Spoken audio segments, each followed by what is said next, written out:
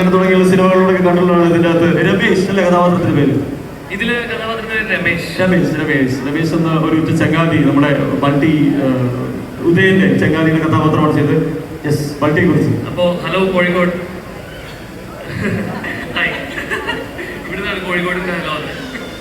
അപ്പോൾ എൻ്റെ പേര് ശിവ ഹരിഹരൻ.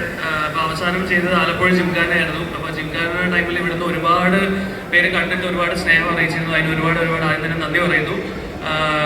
അതിനകത്ത് ഷാനു എന്ന് പറഞ്ഞ കഥാപാത്രമായിരുന്നു, ഒലക്കെ പിടിച്ചുകൊണ്ട് നടക്കുന്ന കഥാപാത്രമായിരുന്നു. ഇതിനകത്ത് വന്നപ്പോൾ രമേശ് എന്നാണ് കഥാപാത്രത്തിൻ്റെ പേര്. ഓഫ്കോഴ്സ് ഷെയ്നാണ് നമ്മുടെ കഥാനായകൻ്റെ കൂട്ടുകാരായിട്ട് നമ്മൾ 3 പേരുണ്ട്. ബൾട്ടി ഞാൻ ആദ്യം തന്നെ പറയാം, കുറേ പേർക്ക് കൺഫ്യൂഷൻ ഉള്ളതുകൊണ്ട് കുറച്ച് കാര്യങ്ങൾ ഞാൻ ബൾട്ടിയെ കുറിച്ച് പറയാം. ബൾട്ടി ഒരു മലയാള സിനിമയാണ്.